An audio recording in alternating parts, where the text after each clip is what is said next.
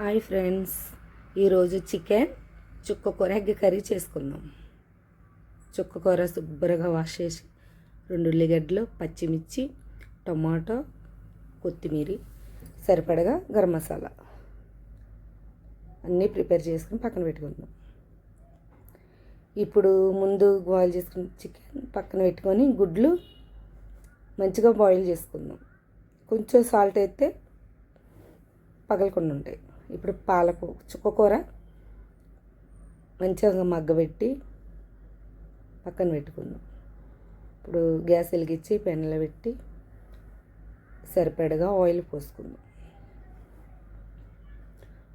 Oil బాగా ఎక్కిన తర్వాత ముందుగా ఉడకబెట్టుకున్న ఎగ్స్ ఉన్నాయి కదా, మంచిగా ఫ్రై చేసుకుందాం ఫ్రెండ్స్. ఫ్రై అయిన తర్వాత ఒక పక్కకి తీసి పెట్టుకుందాం. ఇప్పుడు దాంట్లోనే ముందుగా కట్ చేసుకున్న ఉల్లిగడ్డలు ఉన్నాయి కదా, ఉల్లిగడ్డలు వేసుకొని మంచిగా ఫ్రై చేసుకుందాం. 1 నిమిషం పాటు ఫ్రై చేసుకొని మళ్ళీ పక్కన పెట్టుకుందాం. ఇప్పుడు గరం మసాలా ఉంది కదా, అవి పొడి చేయకుండా మామూలుగా అట్లా వేసేసుకోవచ్చు, బాగుంటుంది ఫ్రెండ్స్.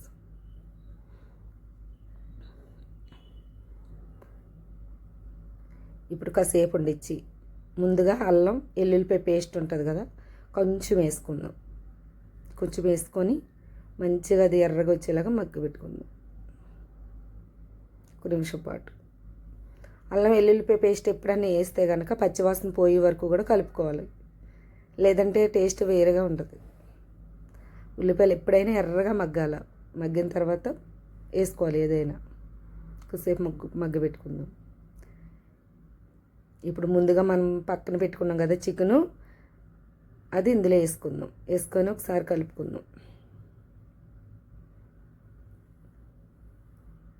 మగ్గిందో లేదో చూసి చూడండి, వాటర్ పైకి వచ్చేస్తుంది. వాటర్ పోయే వరకు కూడా మంచిగా కలుపుకొని ఒక టమాటా కోసుకొని వేసుకొని కొంచెం సరిపడగా సాల్ట్, కారం వేసుకొని కలుపుకొని 1 నిమిషం పాటు మళ్ళీ ఒకసారి మూత పెట్టేద్దాం. ఎందుకంటే వాటర్ అంతా వీక్ అయితే కర్రీ నూనె అన్నది పైకి రావాలి.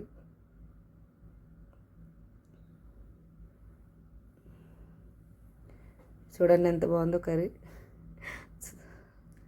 చూద్దామా, చూడండి వాటర్ ఎట్లా వస్తుందో. వాటర్ పైకి వచ్చింది కదా. ఇంకా మరి ఒకసారి మనం పేస్ట్ పెట్టుకున్నాం కదా చుక్కకూర, అది వేసుకొని మరొకసారి కలుపుకొని సరిపడగా సాల్ట్ వేసుకొని ఒకసారి అటు ఇటు కలిపి మంచిగా సిమ్లో పెట్టాలి. సిమ్లో పెడితే ఏమవుతుందంటే ముక్క మంచిగా ఉడుకుతుంది అన్నమాట. లేదంటే చుక్కకూర అనేది మాడుతుంది, మాడే అవకాశం ఉంది. చూడండి దగ్గరగా అయిపోయింది.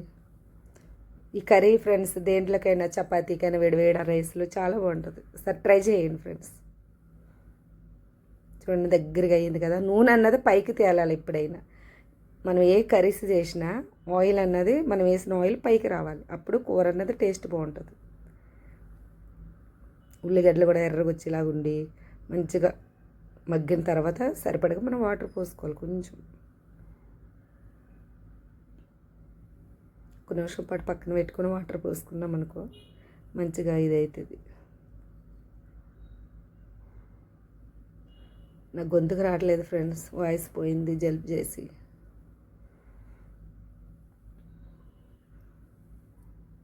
చూడండి ఫ్రెండ్స్, నూనె అనేది ఎంత పైకి తేలిందో మంచిగా కనబడుతుంది కదా. కొంచెం వాటర్ యాడ్ చేసుకుందాం. మరొకసారి కలుపుకొని మూత పెట్టేసుకుందాం. ముందు కూడా పెట్టి ఫ్రై చేసుకున్న ఎగ్స్ కూడా వేసేద్దాం. వేసి మరొకసారి అటు ఇటు కలిపి సిమ్లో పెట్టుకుందాం. ఒక 3 నిమిషాలు సిమ్లో పెడితే దగ్గరగా అవుతుంది ఫ్రెండ్స్. కూర చాలా బాగుంటుంది, ఒకసారి ట్రై చేయండి.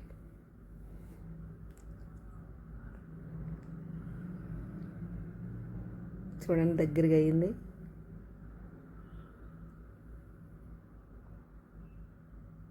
మరొకసారి కలుపుకొని చూసి మనకు తెలిసిపోద్ది ఫ్రెండ్స్ కర్రీ ఎట్లా ఉన్నదన్నదని. ఇప్పుడు ఇంకొకసారి కలుపుకుందాం.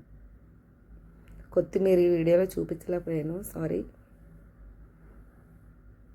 ఓకే ఫ్రెండ్స్, లైక్ చేయండి, ఫాలో చేయండి.